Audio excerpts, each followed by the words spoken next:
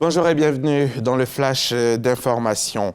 Kandia Camara, la présidente du Sénat qui est en mission en France depuis quelques jours, a pris part hier au Forum universel sur le leadership féminin.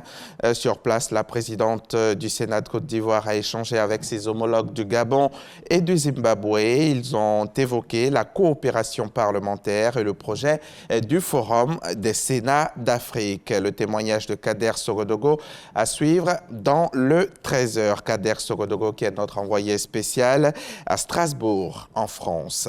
Ici en Côte d'Ivoire, le président de la commission électorale indépendante et l'ambassadrice de l'Union européenne en Côte d'Ivoire se sont entretenus longuement hier sur le prochain cycle électoral. L'Union européenne, qui on le sait, est un partenaire de premier plan dans les processus électoraux en Côte d'Ivoire. Francesca Di Mauro a assuré Ibrahim Coulibaly Cuibière de l'accompagnement sans faille de l'Union. C'était au micro RTI1 de Sidonie Davila et c'est à suivre dans le 13h. Avis à tous les acteurs africains de l'immobilier. Il faudra désormais compter avec le CIMOFI, le tout premier salon de l'immobilier, du financement et de l'innovation qui aura lieu dans quelques mois seulement au Canada. Cela avec possibilité de s'inspirer du modèle canadien tout en utilisant les nouvelles technologies innovantes. Le ministère de la Construction, du Logement et de l'Urbanisme soutient cette initiative de la Chambre des promoteurs agréés de Côte d'Ivoire.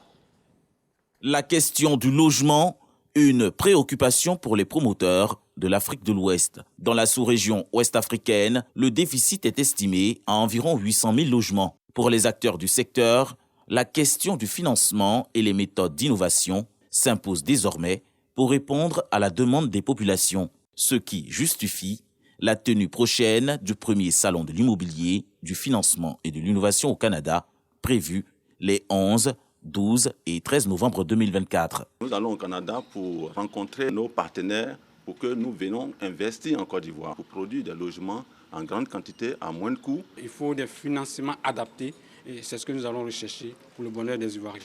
Pour le président de la Chambre nationale des promoteurs et constructeurs agréés, Siriki Sangaré, cette plateforme favorisera la collaboration, l'innovation et la recherche de solutions pour pallier la crise du logement. Nous allons, avec l'appui du ministère de la Construction, du Logement et de l'Urbanisme, vers nos frères de la diaspora pour leur dire que mieux vaut un petit chez soi qu'un grand chez les autres. Le directeur du logement au ministère de la Construction, Kouala Célestin, représentant le ministre Bruno Koné, exprime l'intérêt du gouvernement pour ce salon. Il s'agit pour l'État d'accompagner nos compatriotes pour que leurs économies puissent leur permettre effectivement d'acquérir un logement en Côte d'Ivoire, mais aussi un logement social. Près de 200 exposants et plus de 1000 visiteurs sont attendus à ce salon, qui sera animé par des rencontres avec la diaspora ivoirienne du Canada. En ce jour de fête nationale en France, la flamme olympique continue son périple et arrive dans la capitale à 12 jours du début des Jeux olympiques.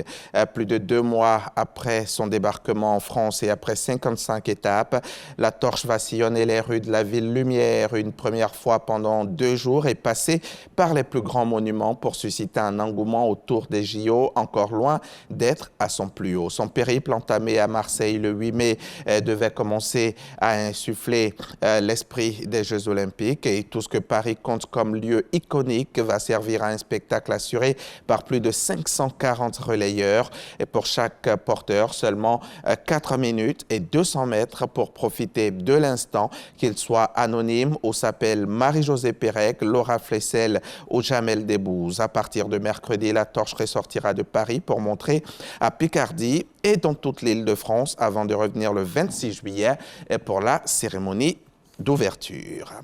Donald Trump qui se couvre l'oreille au premier coup de feu. Donald Trump couché au sol, protégé par les membres des services secrets, un filet de sang qui coule sur son visage. Donald Trump debout, ses gardes du corps autour de lui, l'oreille droite en sang.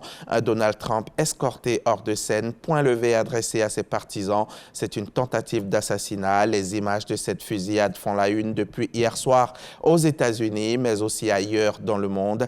Des images qui marqueront l'histoire l'histoire et sans aucun doute la campagne présidentielle américaine, alors que doit se tenir la convention républicaine cette semaine, un événement dramatique mais qui renforce encore plus la popularité de Trump auprès de sa base.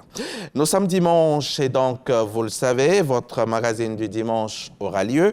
Aujourd'hui, on évoquera le repos biologique qui a démarré début juillet, tout en faisant le point du précédent. Pour cela, nous avons invité le colonel Alain Kodjo, qui est conseiller technique en charge des pêches, ressources animales et halieutiques au ministère des Ressources animales et halieutiques. C'est à ne pas manquer, c'est à 13h. Rendez-vous donc tout à l'heure.